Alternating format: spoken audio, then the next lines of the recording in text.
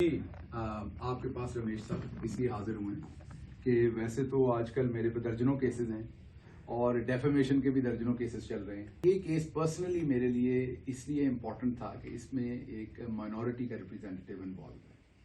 آپ انوالو ہیں. جو ہماری ڈسکشن ہوئی وہ نہ ہوتی تو بہتر تھی. میں آپ کو ظاہری باتوں سے تکلیف پہنچی ہوگی.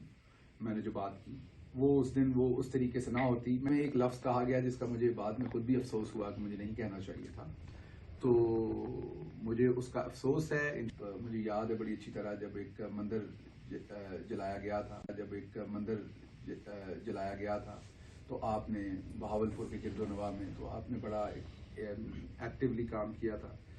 اور یہ واحد کیس ہے جس کو میں آپ کے پاس آ کے سالو کرنا چاہتا تھا تاکہ ہم اپنی مائنورٹیز کے لیے ایک اچھا میسج دیں کہ ہم برابر ہیں پاکستان میں. گرین اور وائٹ جو ہمارے پرچم میں ہے وہ برابر کے رائٹس ہیں. اور میرے الفاظ سے آپ کو یا مائنورٹیز کے کسی بھی لوگوں کو جو تکلیف پہنچی اس کا مجھے بہت شدید افسوس تھا. اس وجہ سے میں آپ کو بس حاضر ہوں. Shahbaz thank you. میں سمجھتا ہوں کہ غلطی کا احساس ہونا یہ بڑی بات ہے.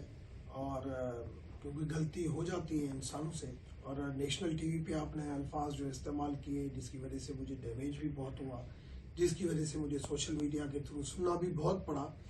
مگر آج آپ نے جو میرے پاس آئے اور آپ نے کہا کہ آپ ہندو کمیونٹی کے سربراہ ہیں اور مجھے یہ الفاظ نہیں کہنے چاہیے تھے اور مجھے اس چیز کا بہت زیادہ ریگریٹ ہے, تو میں سمجھتا ہوں کہ آپ کو احساس اس چیز کا ہو گیا ہے. تو ہماری سندھ کی ہمیشہ روایت رہی ہے کہ اگر کوئی گھر پہ چل کے آئے تو اس کو جو نا وہ معاف کیا جاتا ہے. تو میں میری کاؤنسل میرے ساتھ بیٹھی ہے, میں ان کو ابھی کہہ دیتا ہوں کہ میں نے جو آپ کے اوپر ڈیفیمیشن کا کیس کیا ہوا ہے اس کو آج ہی بلی وتھڈرا کر لیں.